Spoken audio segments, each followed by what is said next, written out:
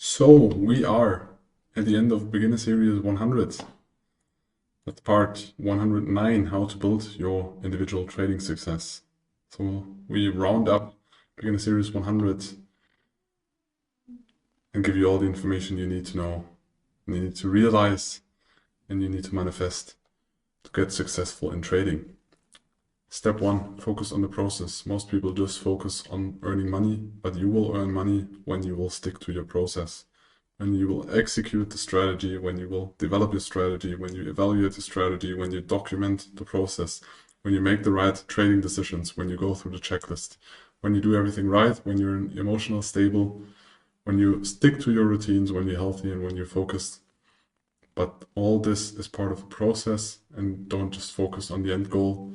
It's not about telling yourself, I will earn money, and then you will earn money. You need to have defined process and stick to it day by day. So the small goals are important. It's not just about the end goal.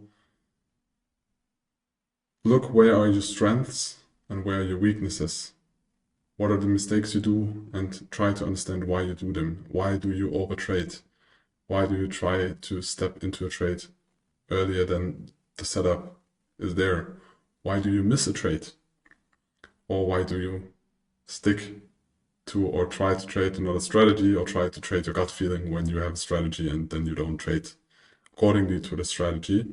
Most people do that, and you need to understand why, but all this is part of the process. You need to focus on that. So you always need to prepare and make sure that the criteria of your strategy are met and that you agree with the risk. So that you stick to the risk management, that you stick to your setup, that you stick to the process, that you stick to the time where you want to trade. And all that is alignment, and that you implement everything correctly. So you trade at the location you plan to trade. When you start trading, you will realize that very often you open trades and afterwards you see that this trade does not meet all the criteria, because humans tend to overtrade, or tend to overtrade more than to undertrade. I don't know a lot of people that undertrade. Mostly those are very risk averse people, but most people overtrade because you invest time in the analysis, and then you want to execute something. But that's not always the case, because very often you just need to wait and watch the market and do nothing. So third, you need to evaluate both the successes and the failure, because you need to evaluate, was the success a good success? Was it a success where you stick to the plan and it was a success, or was it a lucky success because you made a decision, you overtraded, or you rushed into a market and it was a success that's not good? I mean, it feels good because it is a success, but you should focus on successes that are planned successes. Was the execution right? Was the setup right? Was the time right? Was everything in alignment? And also, you need to study the failures when you did something wrong. Realize this. There's no problem in that. We are all humans. We all make mistakes. It's part of the process. And even the best experts make mistakes. But you need to realize that and work with that information. And then at last, you need to improve based on the evaluations you made of the successes you had or the failures you had. Because that way you can adapt your routines, you can adapt your focus, you can adapt your risk management, you can adapt the time you spend at the screen, or even the goals you're working towards to. Further, so to visualize the process, you have a decision. And either you make a decision because you make analysis, or you wait for a setup, you evaluated your daily zone of interest, and then a setup performed. So the decision can be correct. Everything is going according to the plan, and you make a profit. This reinforces good trading because you made a decision, the decision was correct, it was according to the plan, and then you made a profit. That's the dream. Or you made a decision, it was correct, and there is a loss. It kind of reinforces bad trading because you stick to your plan, but it was a loss, So there's a negative emotion with your plan because a loss most of the time is negative. You need to realize this. It reinforces bad trading, but still it's going to be part of the process. Every business has its expenses or its expenses. You can also make a decision, and the decision is false. And we define false as it does not follow the plan. And even this wrong decision or this decision made not according to the plan or your trading strategy can be a profit. So a success. But this reinforces bad trading because you did not stick to your process, but still you made money. So you think like, oh, do I really need a process or am I just God? And I'm right. So it reinforces bad trading because good trading is always when you stick to your plan, when you stick to your strategy, when you stick to the analysis and the risk management you have and the rules you gave yourself. This reinforces bad trading. But you can also have a decision, it's false, and you make a loss. And that reinforces good trading because then you made mistakes and it hurts because now you have less money. Furthermore, you need to remember that you cannot control the outcome of your trades, only the markets can. You can control the process, but you cannot control the outcome. You are one of the smallest fishes in the market or in this game, so you cannot change anything about this. And you only can control the decision-making process that we just talked about. So you need to focus on making the correct decision, following your trading plan, and don't follow on the outcomes. When you have a trading plan, when you have a strategy that has a positive outcome, focus on the process. And part of the process is also evaluating the strategy, but the first goal is always stick to the plan, stick to the process, get good at what you do, and then afterwards you can try to adapt the strategy, add new strategies, but first focus on the process. And when you have a good strategy, when you trade the strategy we give you, you're good in the analysis, you do your risk management, you will be profitable, but focus on the process, not the money afterwards. Step 2 is you need to understand yourself. The better you understand how you react and why do you do mistakes, why are you over trading, why are you missing trades, why was there a gain, why did you stick to the plan, why don't you stick to the plan. Maybe you're more like a freedom guy and you don't like rules, so even you don't like the rules you give yourself, then you need to adapt your trading style to this. If you're more a person that loves structure, that is very structured and organized, maybe you need a very detailed plan and you don't follow your plan because it's not detailed enough, or you need a real checklist and you need to go through the checklist with a physical tick every time. All this can be, but this needs to be adapted to your personality and the way you want to trade. What excites you? What motivates you? What frustrates you?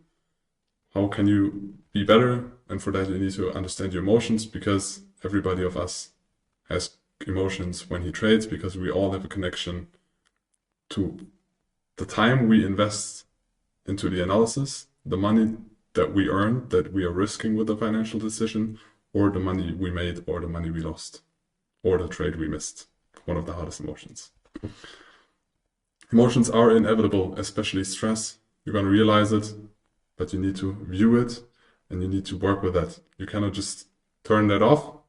At some point, maybe you can reduce the impact, but I think we are humans. We can never turn it off completely. And when you are about to enter a trade, your body realize this as a sense of danger, because you risk money, you have made a decision, so he produces adrenaline, and this changes the state of your body, which increases sometimes your focus, but also your desire to react, because that's why a lot of people make a decision, open the trade, and then they stare at the trade the whole time. But why? You just made the analysis, and when you make an intraday or a long-term swing trade, you don't need to falsify your trade idea every 5 minutes. You need to stick to or trust your analysis and the position. So there are a lot of chemical processes that happen in your body while you trade, and you need to realize them. However, this focus prevents you from considering other information and fully executing your process. So you have emotional impacts, or you have emotions and hormones and desires and wishes and experience in the past, and all those will have an influence on your behavior. That's why when you are neutral and you're working on a plan, you're working on a strategy, and you define the process of your trading, you need to write them down and then stick to them. So there's a lower or less likelihood of the experiences you had to influence your trading decision and then your trading results. Excitement and stress can be beneficial in trading to a certain point, but they can also explain why many traders fail or perform well during big opportunities. When there are special situations like COVID or like oil prices went negative, or big volatility because some big news or a war starts, you get like a lot of adrenaline because there's a new situation and you get the feeling of, as a trader, you want to use this situation for yourself, you want to earn. You have a new situation, so you have excitement. And this can be very positive, but it can also be very negative. For example, when there are just normal market conditions or basic average market conditions, and you open a trade and then you feel excitement for the profits, and then you extend your take profit because everything's going good and the last 3 trades have been good and now it's the 4th, and the last 3 times the trade went way further than your take profit, and now you extend your profit because you feel the excitement and everything's good. In this case, it can be bad. So you need to document it and then realize in what direction do you tend to. Do you tend to overtrade because of greed? Do you tend to overreact in special situation because you feel like you're a more active person, and then there's a special situation, and then you want to act more and more because you want to use the situation, but maybe in the end it's not good because most special situations are new and it's difficult to build statistical edges around those because most of the situations are new situations. There was no COVID before in the stock market and with the same development status than we had 2020. So can be good, can be bad, document it, realize it, understand yourself. Why do you do the things you do? And the more you get used to realize and becoming aware of when you reach the optimal performance point, the more your ability to stay in the optimal zone increases. For example, I realized in the morning when I go to the gym, when I had a good night's sleep, my performance is the best. When I just sit at the desk and then trade the morning session, go for lunch, and sometimes when I have enough energy, also trade the American session. But for me, it wasn't good to trade in the evenings because there I was drained. I was not focused in the evening anymore because I very often also thought about, oh, I could now spend some time with friends or my girlfriend or go out, get some food. So you need to find out what time works for you and also when do you have the full focus. I have the most focus, good night's sleep, no food in the morning, and then caffeine or coffee or tea, whatever you want to drink. That's for me. Then I can sit in front of the charts for hours and be fully focused without getting drained or drifting away with my mind. But that's different for everybody because everybody of us is working differently. Everybody of us has different experience, and that's why you need to adapt it for yourself. Most coaches out there create one product, one strategy, and then try to press everybody in there or in that exact same strategy. But for some people that works very, very well. Maybe people that have kind of the same experience or same personality, but for a lot of people that will not work. That's why we view this differently. Here we implemented an example to understand yourself or emotions that you most likely feel during a trade. First, when your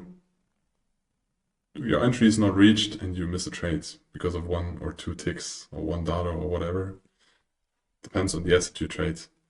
That is one of the hardest emotions because you invest the time, you analyzed, the analysis was right, and you just missed it, and it feels shit because you've been right, you invested time, work, and then God did not want us to get filled, or the broker did not want us to get filled because there was higher spread, whatever. So you feel stressed because feel like now you need to make this money back, and your analysis was right, so the next one's gonna be right again. And then price rises, frustration rises, and you sell into a rising market. Although maybe this was not even your setup, but you feel the need to act, and then you have a loss.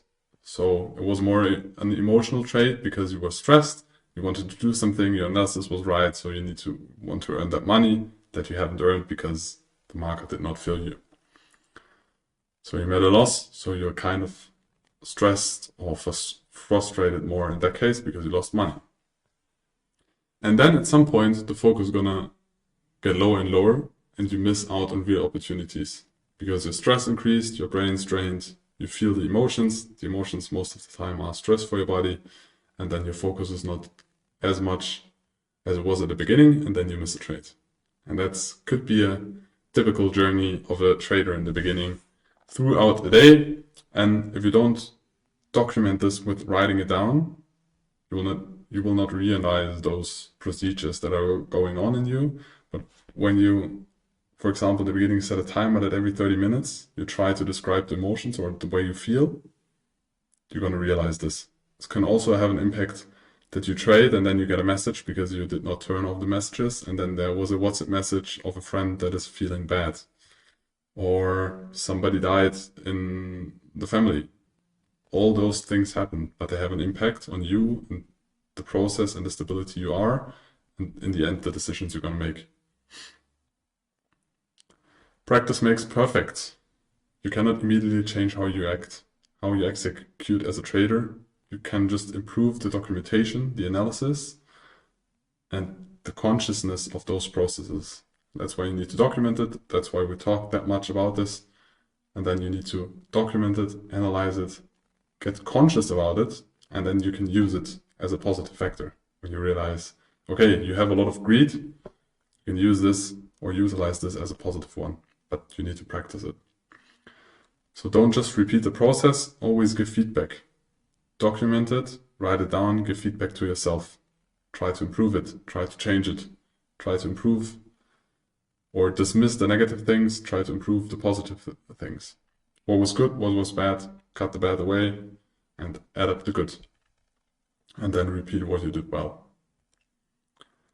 And practice makes perfect. Improve or cut out the weaker parts of your process, or practice them and get better. Constantly challenge yourself. So at some point trading is going to get very repetitive and you're going to get kind of sleepy in front of the screens, and then you need a new challenge or you change up the structure a little bit. Try to find new areas, new assets, new strategies in and outside of trading. And keep practicing. One of the biggest mistakes traders make is they do not improve. So things go well, and at some point they will not go as well as they've been because markets change, your surroundings change, or it's just gonna get boring. So you need to keep practicing and also improving. Always. Mentally, physically, in the trading space, in the data analysis, all of that. So now we went through Beginner Series 100. Please proceed to the proficiency test. So we have prepared a small test that you need to answer, that you really understood the things that we told you in this part. And then we continue with Series 200. See you in the next one. Bye.